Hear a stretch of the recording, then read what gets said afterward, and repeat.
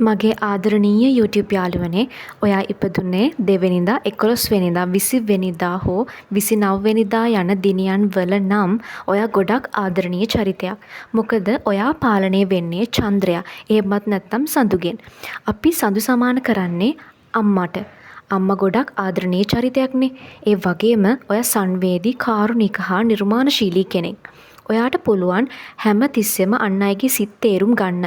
ඒ වගේම ඔයා හරිම කැමති සාමකාමී ස්වභාවයට.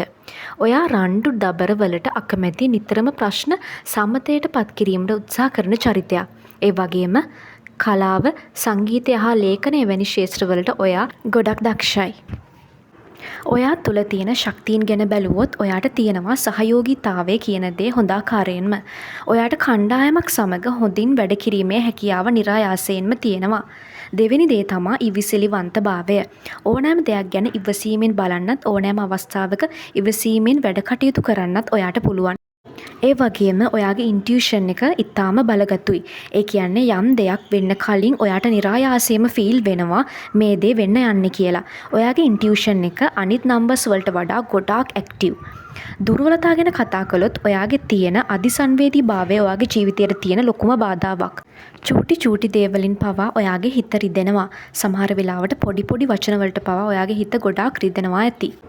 ඒ වගේම ඔයාගේ තවත් දුර්වලතාවයක් තමා සමහර දේවල් වලදී, සමහර අවස්ථාවන් වලදී ඔයාට කෙලින් තීරණ ගන්න අපහසුකම. දෙබිඩි ස්වභාවයකින් ඔයාගේ හිත වැඩ කරනවා. ටිකක් කන්ෆියුස් වෙන ස්වභාවයක් ඔයා තුළ තියෙනවා. ඒ වගේම ඔයා කොච්චර දක්ෂ කෙනෙක් වුණත් ඔයාගේ දක්ෂතා සහ හැකියාවන් ගැන ඔයාට හිතේ සැකයක් ඇති. ඉතින් මේ දුර්වලතා ඉවත් කරගෙන, ඒ කියන්නේ තමා ගැන ආත්ම විශ්වාසයෙන් වැඩ කරගෙන, හරි වෙලාවෙදී නිවැරදි තීරණ අරගෙන කන්ෆියුස් නැතුව වැඩ කළොත් ඔයාගේ අරමුණු වලට ඉක්මනටම යන්න ඔයාට පුළුවන්. ඊට අමතරව මේ 2 වෙනිදා, 11 වෙනිදා, 20 වෙනිදා හෝ 29 වෙනිදා යන දිනවල ඉපදුණු ඔයා තනිව තීරණ ගැනීමට මැලි වෙන නිසා අන් අයගේ පාලනයට, ඒ කියන්නේ මැනිපියුලේෂන් එකකට නතු වෙන්න පුළුවන්. ඒ ගැන හරි පරිස්සමෙන් ඔබ කටයුතු කළ යුතුයි. සමහර ජීවිතයේ සිදුවීම් සිතේ දිගු කාලයක් තියාගෙන ඉන්න නිසා සමහර විට ඔයාට මානසික ආතතිය වැනි ස්වභාවයන් ඇතිවීමටත් ඉඩ තියෙනවා.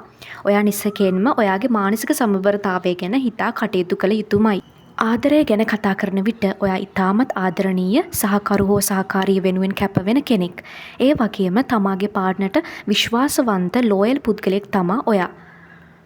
නමුත් තමන් පාර්ට්නර්ට දෙන ඇටෙන්ෂන් එක, ආදරය, ගෞරවය, සහාය ඔයා ඒ අයුරින්ම පාර්ට්නර්ගෙන් බලාපොරොත්තු වන නිසා ඒ දේ නොලැබුණොත් කලකිරීමට පත්වෙන ස්වභාවයක් ඔයා තුළ තියෙනවා. ඔයාට සුදුසු රැකියා ගැන බැලුවොත් ඔයාට ඉතාම සුදුසු රැකියා තමා ගුරු හෝ කතිකාචාර්ය වෘත්තීන්. ඒ වගේම මනෝවිද්‍යා උපදේශනයත් ඔයාට ඉතාම සුදුසුයි. මොකද ඔයා නිරායාසයෙන්ම හොඳ සවන් දෙන්නෙක් නිසා. ඒ වගේම මානව සම්පත් කළමනාකරණය හා සමාජ සේවයට අදාළ non profit organisation වල, ඒ කියන්නේ රතුකෘෂ සංවිධානය වැනි සමාජ සේවයට කැප වුණු ක්ෂේත්‍රයන් වල ඔයාට රාජකාරී කිරීමට ගොඩාක් සුදුසුයි. ඊට අමතරව ලේඛන කලාව, මීඩියා, සංගීතය හා චිත්‍ර කලාව, ෆැෂන් ඩිසයිනින්, හෙඳ හා වෛද්‍ය වෘත්තීන් යන ක්ෂේත්‍රات ඔයාට ගොඩාක් සුදුසුයි. රාජ්‍ය තාන්ත්‍රික සේවයන් වලට අදාළ රැකියාත් ඔයාට හොඳින් ගැලපේ. දීර වර්ග ආශ්‍රිතව රැකියා කරන්නත්, ඒ ආශ්‍රයෙන් ව්‍යාපාර පටන් ගන්නත් ඉතාම සුදුසුයි. ඉතින් විශේෂ උපදෙසක් විදියට දැඩි මානසික පීඩන සහිත රැකියාවලින් ඉවත් වී කණ්ඩායමක් සමග එක්ව කරන සාමකාමී පරිසරයක් ඇති රැකියා ඔබ තෝරාගත්තොත් ඔබට ලොකු සාර්ථකත්වයක් ලබාගත හැකියි.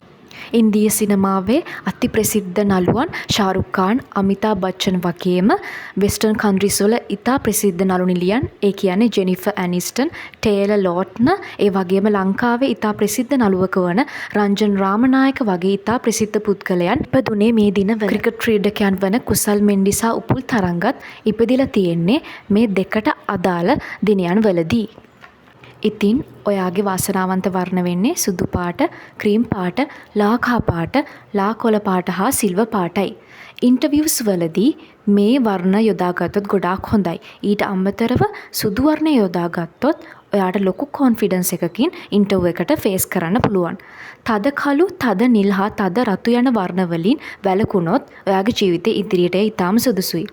දින 90 විශේෂ ලක්ෂණ ගත් විට ඔයා උපන්නේ හරියටම දෙවෙනිදා කියන දවසේ නම් ඔයා ඊටාම සංසුන් අහිංසක අන් අය සමග ඉක්මනින්ම මිතුරු වන ඕනෑම පරිසරයකට ඊටාම ඉක්මනින් ඇඩැප්ට් වීමේ හැකියාව ඇති තීරණ ගැනීමේදී අන් අය මත යැපෙන පුද්ගලයෙක්. ඔයා උපන්නේ හරියටම 11 වෙනිදා කියන දවසේ නම් ඔයාට ඉවෙන්මෙන් අනාගතය දැනෙනවා. අන් අයට මඟ පෙන්වන නායකත්ව ගුණාංග ඔයා තුළ තියෙනවා. සමහර විට ඔයා නිතරම නොසන්සුන් හා දැඩි මානසික ස්වභාවයකින් සිටීමටත් ඉඩ තියෙනවා. ඔයා උපන්නේ ඕනෑම මාසයක හරියටම 20 වෙනිදා කියන දවසේ නම් ඔයා ඊටා කරුණාවන්ත සංවේදී හා අනුකම්පා සහගත පුද්ගලයෙක්. ඔයා අන් අයට ඊටා හොඳට සවන් දෙනවා. සමහර අවස්ථාවල ඉක්මනින් මොටිවේෂන් එක අඩුවීමේ හැකියාවත් ඔයාට තියෙනවා. ඔයා උපන්නේ ඕනෑම මාසයක හරියටම 29 වෙනිදා කියන දවසේ නම් ඔයා ඊටා ක්‍රියාශීලී කෙනෙක්. ඒ වගේම වේගවත් කෙනෙක්. දැඩි අදිෂ්ඨානයකින් හා ජීවිතේ ජය ගැනීමට ඊටා තද ආශාවක් ඔයා තුළ තියෙනවා. සමහර අවස්ථාවල ඔයා ඉක්මන් කෝපයට පත්වීමටත් හිතුවක්කාරී ලෙස වැඩ කිරීමටත් ඉඩ තියෙනවා. ඉතින් මේ තමා අංක 2ට අදාළව ඉපදුණු ඔයාගේ සුවිශේෂී ලක්ෂණ. ඉතින් මගේ යාළුවනේ ඔයාට තියෙන ශක්තියින් හා අවස්ථාවලින් හොඳට ප්‍රයෝජන අරගෙන ඔයාගේ ඇති දුර්වලතාවලට හොඳට මුහුණ දීලා ඔයාගේ ජීවිතය අනාගතයේ සාර්ථක කරගන්න හැකි වේවා කියලා මම ඔයාලට සුබ පතනවා.